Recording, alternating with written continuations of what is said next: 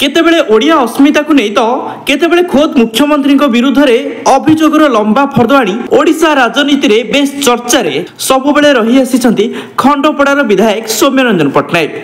पूर्व 2019 निर्वाचन में बीजेडी निर्वाचन लड़ी ओडिशा रे सबुठारु अधिक संख्यक भोट मार्जिन रे जीति सौम्य, किंतु गत किछि दिन तले जन विरोधी कही बीजेडी सौम्य रंजन पट्टनायक को बीजेडी निलंबित करिथिबा बेले सौम्य बीजेपी रे मिसिबा नै चर्चा चलीथिला।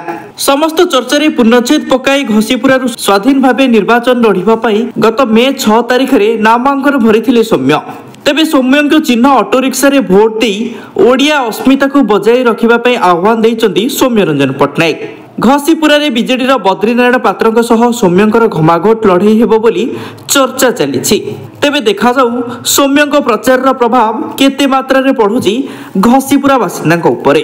तेबे सौम्य एही रणनीति घसीपुरा बासिंदा उपरे कौन प्रभाव पकेबो ताहा कमेंट बॉक्स रे निश्चय जणातु।